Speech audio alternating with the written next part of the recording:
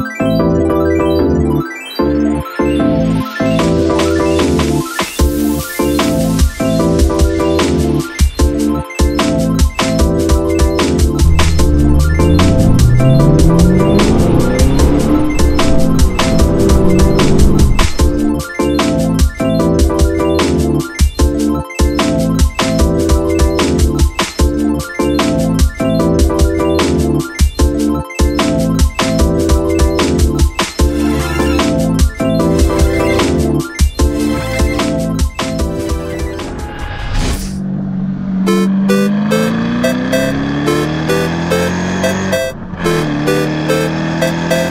guys, I'm Dustin. This is my 2010 GT500. I bought it back this last December 2016. Picked up the car mainly because I was looking for, I have a Focus ST currently, and it's kind of like a go-kart. It's very quick, it's nimble, and I was looking for something with a lot more power, kind of a straight line car. Ford's always treated me right, and so I was looking at Shelby's. It's a great bang for your buck, it's a great value. They're super reliable.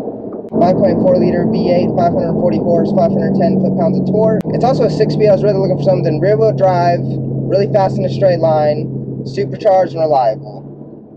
Ford kind of hit the mark with that, and I was able to pick one up for a pretty good price. It only had 14,000 miles on it, and it's been great ever since. I've owned it since December, and I'm already at 20,000 miles, just about.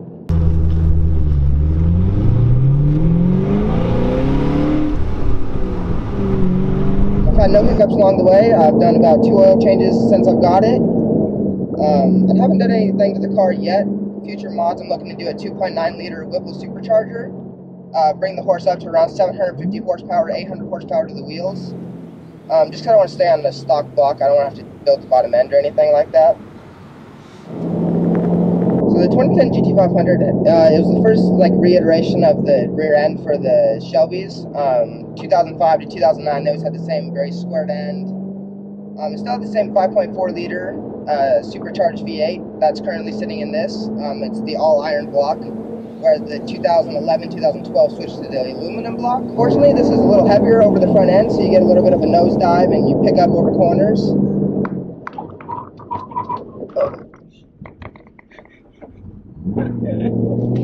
Woo! Holy sh! I was really in the market for a 1314 GT500 just because it has the 5.8 Trinity engine with a big 2.3 TVS blower on it. Makes a lot more power, 200 mile an hour car.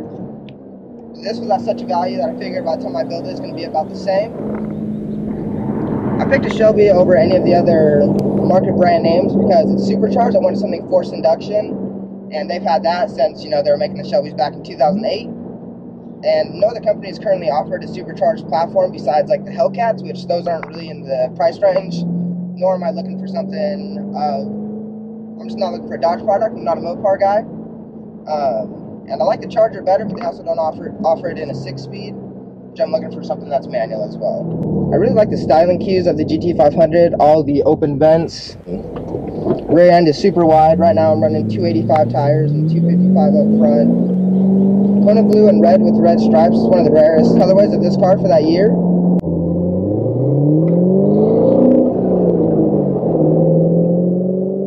The interior of the GT500 is obviously going to be the biggest lacking point of the car, but all in all, it's been great. I love the way it looks. It has the retro look, but still being pretty simplified. The dash has real aluminum bits, which gives you a little extra quality than the standard 5-liter GTs. A lot of cheap plastics. It's not necessarily the best quality. It's not going to be a European performance car, but it gets the job done. It has nice leather, lots of Alcantara on the steering wheel, shift boots, seat inserts. A nice part about it is, though, it does have the shaker audio system. It comes built in with subs. It's one of the best sounding audio systems I even have in the car, and I have a Sony system in the ST and also a Bose system in an S4. As far as interior noises, this car makes great noises. The supercharger whine is amazing. Looking forward to the 2.9 Whipple because it'll really scream. Right now, there's just a Corsa axle back on here that came with the car when I bought it. Sounds great. It really opens up, and you can make power everywhere. And then as far as driving the Shelby on a pretty day-to-day basis, when I first picked up the car, I obviously had the initial excitement.